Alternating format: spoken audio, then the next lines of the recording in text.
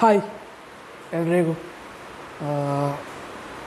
ಎಲ್ರಿಗೂ ಗೊತ್ತಿರುವ ಹಾಗೆ ಒಂದು ಬೋಯಿಂಗ್ 787 ವಿಮಾನ ಗುಜರಾತ್ನ ಅಹಮದಾಬಾದಲ್ಲಿ ಕ್ರ್ಯಾಶ್ ಆದ್ದು ಗೊತ್ತೇ ಉಂಟು. ಎಲ್ರಿಗೂ ಗೊತ್ತಿಲ್ಲದೆ ಇರುವ ವಿಷಯ ಅಲ್ಲ. ನಾನು ಈ ವಿಡಿಯೋ ಮಾಡೋದು ಯಾಕಂದರೆ ಎಲ್ರಿಗೂ ಗೊತ್ತುಂಟಲ್ಲ, ಈಗ ಏನೇನೇನೇನೇನೋ ಆಗ್ತಾ ಉಂಟು ಈ ವರ್ಷ. ಪಹಲ್ಗಾಮ್ ಆಯಿತು, ಆಚೆ RCB ಇದರ ಜನಗಳದ್ದಾಯಿತು, ಈಗ ಇದಾಯಿತು. ಇನ್ನೆಂತೆಂತ ಆಗ್ತದೆ ಅಂತೇಳಿ ನನಗೆ ಗೊತ್ತಿಲ್ಲ.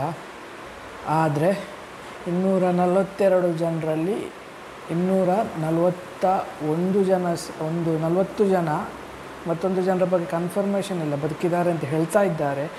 ಅದೇ ರೀತಿ 1 ಜನ ಎಮರ್ಜೆನ್ಸಿ ಎಕ್ಸಿಟಿಂದ ಹಾರಿ ಬದುಕಿದ್ದಾರೆ. ಸೊ ಅವರ ಲಕ್ಕಿ ಡೇ ಅಂತ ಹೇಳ್ಬೋದು.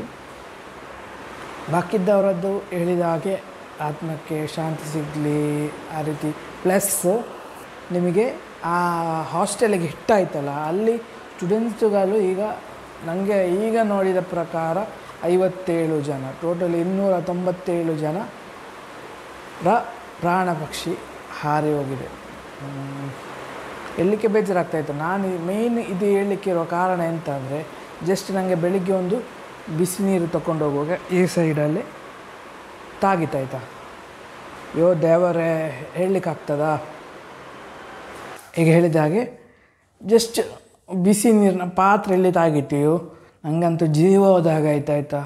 ಯೋ ದೇವರೇ, ಆಚೆ ಈಚೆ ಓಡಿದ್ದೇವೆ, ಇದು ಮಾಡಿದ್ದೇವೆ. ನಾನು ಕೆಲಸಕ್ಕೆ ಹೋಗುವಾಗ ಸಾಗಿಲ್ಲಿ ಹುರಿತಾ ಉಂಟು. ಒಂದು ಸಣ್ಣ ಪುಕ್ಲ ಅಂತ ಹೇಳ್ತೇವೆ ನಮ್ಮ ಇದರಲ್ಲಿ ಕನ್ನಡದಲ್ಲಿ, ಒಂದು ಗುಳ್ಳೆ ಟೈಪ್ ಬಂದಿದೆ.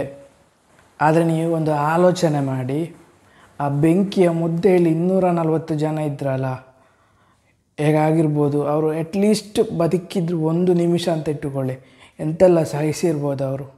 ಖಂಡಿತ ನಾನು ದೇವರಲ್ಲಿ ಬೇಡೋದಷ್ಟೇ, ಇಂಥದ್ದೆಲ್ಲ ಯಾರಿಗೂ ಕೊಟ್ಟು ಬಿಡಬೇಡಿ ಅಂಥೇಳಿ. ಸಹಿಸ್ಲಿಕ್ಕೆ ಒಂದು ಇದು ಉಂಟಲ್ವ. ಆ ಮಕ್ಕಳು, ನನಗೆ ಗೊತ್ತಿರುವ ಹಾಗೆ ಮೂರು ಕತೆ ನನಗೆ ಗೊತ್ತಿರೋದಂತಂದರೆ, ಒಂದು ರಾಜಸ್ಥಾನದ ಡಾಕ್ಟರ್ ಫ್ಯಾಮಿಲಿ, ಮೋಸ್ಟ್ಲಿ ಲಂಡನಲ್ಲಿ ಇದ್ದರೆ ಅವರು. ಅಲ್ಲಿಂದ ಇಲ್ಲಿಗೆ ಬಂದು ಫ್ಯಾಮಿಲಿಯನ್ನು ಪರ್ಮನೆಂಟಾಗಿ ಅಲ್ಲಿಗೆ ಕರ್ಕೊಂಡು ಹೋಗ್ಲಿಕ್ಕೆ ಹೊಸ ಕನಸು ಹೊತ್ತು ಹೋಗ್ತಾ ಇದ್ದವರು. ಲಾಸ್ಟ್ ಸೆಲ್ಫಿ ಎಲ್ಲ ವೈರಲ್ ಆಗ್ತಾ ಉಂಟು. ಎಂತ ಮಾಡಿದ್ರು ಆ ಮಕ್ಕಳು 3 ಜನ? ಅಪ್ಪ ಅಮ್ಮ ಎಂತ ಮಾಡಿದರು? ಹೊಸ ಜೀವನಕ್ಕೆ ಬೇಕಾಗಿ ಹೊರಟದು ಅದಾಯ್ತಲ್ಲ. ಇನ್ನೊಂದು ವಿಷಯ ಅಂದರೆ, ಅದು ಸಹ ರಾಜಸ್ಥಾನದ್ದೇ. ಒಂದು ಸೊಸೆ ಆಯಿತಾ, ಮದುವೆಯಾಗಿ ಗಂಡನೊಟ್ಟಿಗೆ ಎಷ್ಟೋ ಟೈಮಿನ ನಂತರ ಲಂಡನಲ್ಲಿ ಹೋಗಿ ಗಂಡನೊಟ್ಟಿಗೆ ಇರಲಿಕ್ಕೆ ಅಂದರೆ ಇರಲಿಕ್ಕೆ ಬೇಕಾಗಿ ಹೊರಟದು. ಅವರು ಸಹ ಈಗ ಕಾಣೋದಿಲ್ಲ. ಮದುವೆ ಎಷ್ಟೋ ವರ್ಷ ಆಯ್ತಂತಾಗಿ ಲಾಂಗ್ ಡಿಸ್ಟೆನ್ಸ್ ರಿಲೇಷನ್ಶಿಪ್ ಅಂತ ಹೇಳೋ ಅದೇ ರೀತಿ ಮದುವೆ ಆದರೂ ಸಹ ಈಗ ಹೊಸ ಜೀವನ, ಹೊಸ ಕನಸು. ಇವರು ಸಹ ಹಾಗೆ ಅದನ್ನು ಹೊತ್ತುಕೊಂಡು ಹೋಗಿ ಇಲ್ಲ.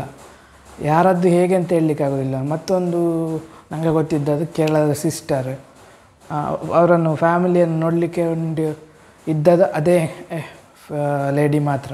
ಅವರು ಇಲ್ಲಿ ಪರ್ಮನೆಂಟ್ ಜಾಬ್ ಆಯಿತು ಅಂತೇಳಿ ಹೇಳಿ ಅದರ ಕೆಲಸ ಎಲ್ಲ ಮುಗಿಸಿ ಹೊರಟದಂತೆ ಅಲ್ಲಿಗೆ. ಅಲ್ಲಿಂದ ನೆಕ್ಸ್ಟ್ ಕೇರಳದಲ್ಲಿ ಪರ್ಮನೆಂಟ್ ಜಾಬಿಗೆ ಬೇಕಾಗಿ ಬರಲಿಕ್ಕಿದ್ದವರು, ಅವರ ಅವಸ್ಥೆ ಸಹ ನೋಡಿ ಅಂತೆ. ಬದುಕಿದವರ ಭಾಗ್ಯ ಅಂತ ನಾನು ಹೇಳುವುದೇ ಇಲ್ಲ. ಅವರು ಯಾವುದೋ ಜನ್ಮದಲ್ಲಿ ಎಷ್ಟೋ ಪುಣ್ಯ ಮಾಡಿದವರಾಗಿರಬೇಕು 240 ಜನರಲ್ಲಿ. ಪ್ಲಸ್ ಆ ಸ್ಟೂಡೆಂಟ್ಸ್ಗಳದ್ದೇ ಅಂತ ಊಟ ಮಾಡಲಿಕ್ಕೆ ಹೊರಟವರು ಆ ಕೆಲಸದವರೇ ಇರ್ಬೋದು. ಅದು ಪರಿಚಯ ಗುರುತು ಸರಿ, ಅದು ಹೇಳುವಾಗಲೇ ಬರ್ತಾ ಉಂಟು ನೋಡಿ ಅಂತೆ. ಇಂಥ ವಿಷಯ ಎಲ್ಲ ಆಗದೇ ಇರಲಿ ಅಂತಲೇ ಹೇಳೋದು. ಆದರೆ ಹೇಳಿ ನಮ್ಮ ಕೋಮುಗಲಭೆ ಅಂತ ಯಾಕೆ ಬೇಕು? ಯಾವುದಕ್ಕೂ ಪರ್ಮನೆಂಟು ಇದಿಲ್ಲ. ಈಗಿದ್ದವರು ಮತ್ತೆ ಹೋಗ್ತಾರೆ ಅಂತೆ. ಈಗ ನೋಡಿದವರು ಇಲ್ಲ, ನಾಳೆ ನೋಡ್ಬೋದು ಅಂತ ಸದಾ ಇದೆ ಇಲ್ಲ. ಯಾಕೆ ಬೇಕು? ಆ ಮಕ್ಕಳ ಅವಸ್ಥೆ ಎಲ್ಲ ಸೆಲ್ಫಿಯಲ್ಲಿ ನೋಡಿದಮ್ಮ, ಖಂಡಿತ ದೇವರು ಇಂಥದ್ದೆಲ್ಲ ಕಷ್ಟ ಕೊಡಬಾರ್ದಾಯ್ತು ಯಾರಿಗೆ. ಒಂದೊಂದು ಇದರಲ್ಲಿ ಕರಕಲಾಗಿ ಎಷ್ಟು ಅನುಭವಿಸಿರ್ಬೋದು. ಆ 1 ಮಿನಿಟ್ ಆದರೆ 1 ಮಿನಿಟ್ ಎಷ್ಟು ಅನುಭವಿಸಿರ್ಬೋದು. ನಾನು ಹೇಳಿದಿಷ್ಟೇ, ನನಗೆ ಅವರ ನೋವೊಂದು ಗೊತ್ತಾಯ್ತಾಯ್ತಾ. ಇದರಲ್ಲಿ ಒಂದು ಜಸ್ಟ್ ಇದರಲ್ಲಿ ಗೊತ್ತಾಗಿ ಅವರು ಎಷ್ಟು ಅನುಭವಿಸಿರ್ಬೋದು ಒಂದು ಹೇಳಲಿಕ್ಕಾಗೋದಿಲ್ಲ. ದೇವರ ಹತ್ರ ಬೇಡೋದಷ್ಟೇ ಅವರ ಫ್ಯಾಮಿಲಿಗೆ ಇದನ್ನು ಸಹಿಸುವ ಶಕ್ತಿ ಕೊಡಲಿ ಅಂತೇಳಿ. ಟಾಟಾ 1 ಕೋಟಿ ಕೊಟ್ಟಿದೆ, ಬಿಲ್ಡಿಂಗ್ ಇದಾಗಿದೆ, ಅದೆಲ್ಲ ಓಕೆ.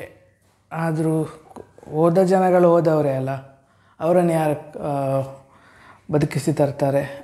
ಕೆಲವು ಫ್ಯಾಮಿಲಿ ಹೋಗಿದೆ, ಕೆಲವು ಅಣ್ಣನವರ ಬದುಕಿದವನ ಅಣ್ಣ ಇದ್ದರು ಅಂತ ಸಹ ಹೇಳ್ತಾ ಇದ್ದಾನೆ. ಬದುಕುವಷ್ಟು ಕಾಲ ಚಂದಕ್ಕೆ ಬದುಕಿ ಅಂತಲೇ ಹೇಳೋದಷ್ಟೆ. ಇಷ್ಟೇ ಒಂದು ವಿಡಿಯೋ ಮಾಡಬೇಕು ಅಂತಾಯಿತು. ಎಲ್ಲ ಒಳ್ಳೆಯದಾಗಲಿ ಅಂತಲೇ ಕೇಳೋದು.